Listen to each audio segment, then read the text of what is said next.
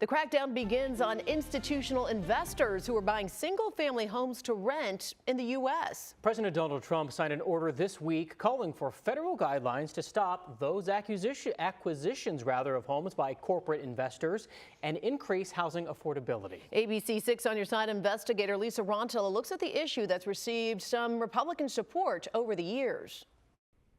Black and white and posted at the beginning of the year.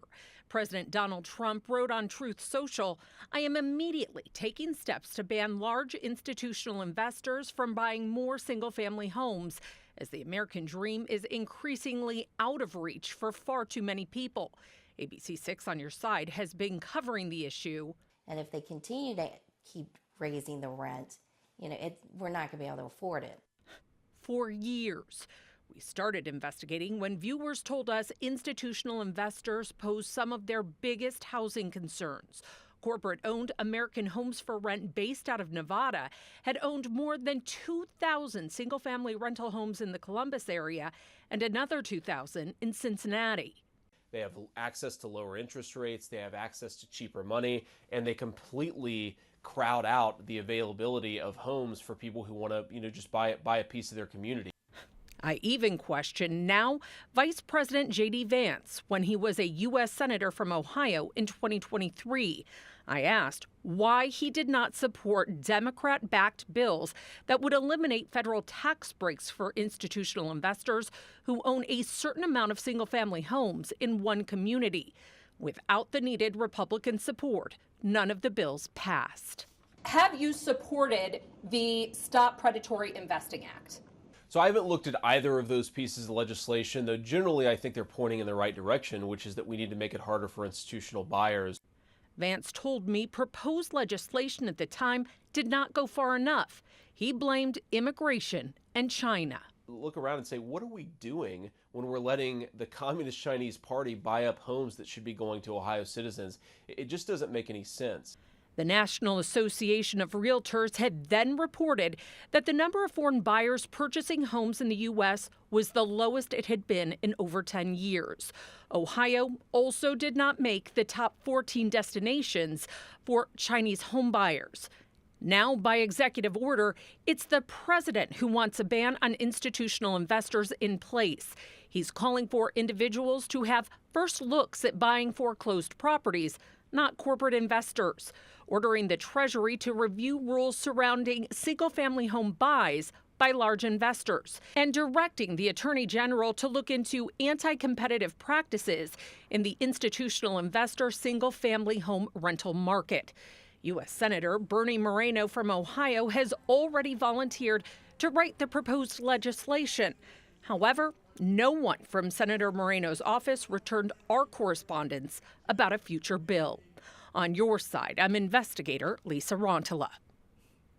The president's executive order calls for all directives to be in place within the next 60 days. Coming up new tonight at 6, a look at the lack of support within the Ohio State House when it comes to targeting these types of investors.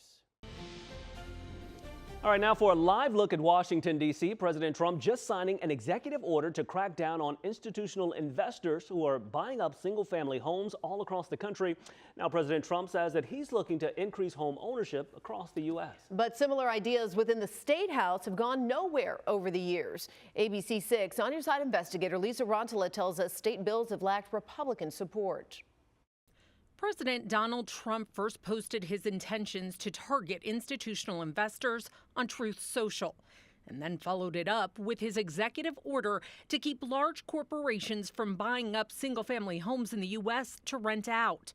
In Ohio, I get that last General Assembly, a lot of my colleagues came up to me afterwards and said, we'll never vote for this bill. There's, the free market, if an entity collects 500,000 single-family homes throughout the country, well, then they just did that, and that's the market.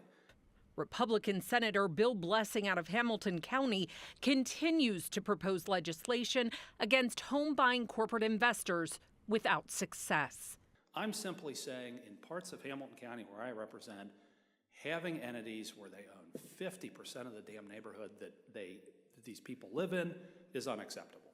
His bill this legislative session would levy a hefty tax on institutional investors who own at least 50 single, double, or triple family homes in one community.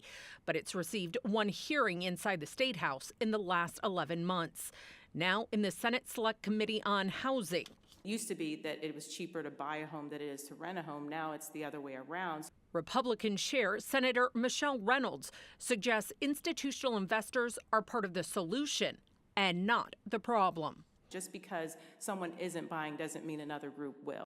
Republican members of the committee suggested a target or ban on institutional investors could stop new housing construction, and individual buyers won't start bidding on homes until inflation goes down. What are your thoughts about maybe leveraging the institutional investor for good, to be a tool for good and not us looking at them as being the big bad wolf? I have reached out to Senator Reynolds to ask if the action by the president will prompt any action on the state level or if her concerns remain the same. I was told her office is still evaluating the executive order, and it's too early to tell if there will be more hearings on state legislation. On your side, I'm investigator Lisa Rontola. We want to know what you think. Should restrictions be placed on institutional investors from buying single-family homes? A majority say yes. To vote, you could scan the QR code here on your screen or head on over to our website and click on this story. Thank you for watching the ABC6 News YouTube channel, bringing you breaking news, stories, sports, and original content throughout Central Ohio. Make sure you hit that like button and subscribe as well so you don't miss out. ABC6 News is on your side.